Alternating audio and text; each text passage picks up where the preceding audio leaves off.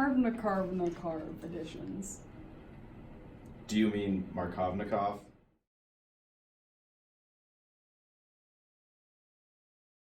Hi, Professor Slade. Well, what? Could you possibly explain to me anti-Markovnikov additions? Well, what exactly about it? How to do them? You should know how to do this already. Well, we just got our test grades back, and I didn't do so well on that section, so I was wondering if you could help me. Do you know how many DIRs I have to grade? Yeah, that's what I thought.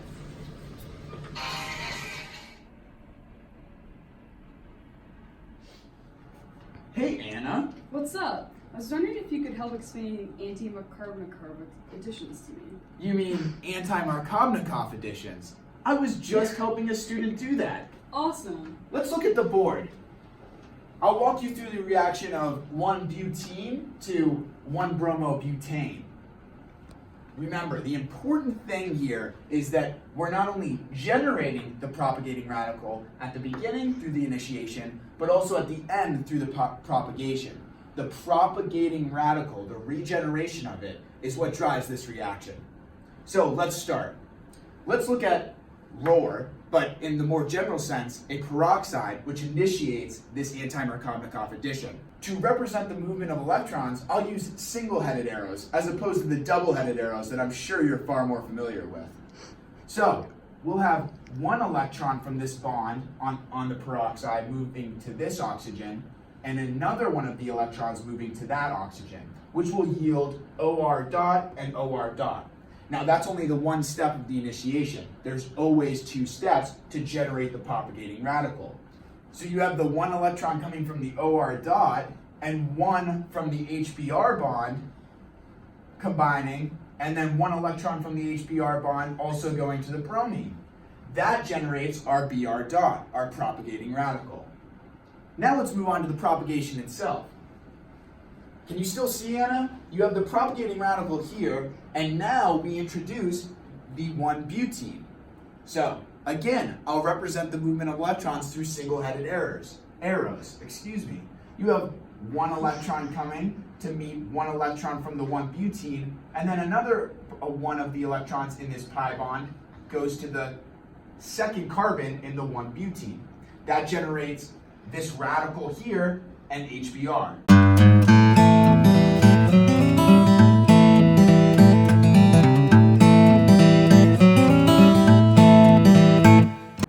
The second step of propagation is one electron from the radical connecting with one electron from the HBr bond, and then this one leftover electron in the HBr bond goes to the bromine to make the propagating radical again.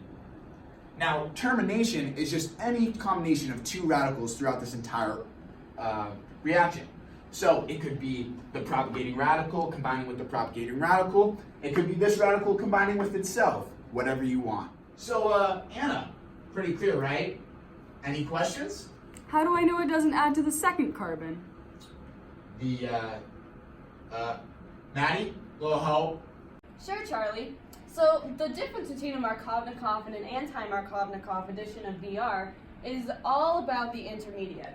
So in a Markovnikov addition, you're creating a cation. So as we can see in this mechanism down here, we're breaking up this pi bond, which is attacking the H, and it's creating a secondary carbocation. If we were to break up this bond and create a cation here, primary, that would be bad. Boop. We would not want to do that. That would be very unstable.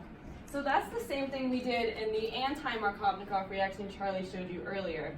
You're creating this intermediate here, and you have the radical as secondary. You would not want to have the radical here, because that would be much less stable. Thank you guys so much. I finally get it.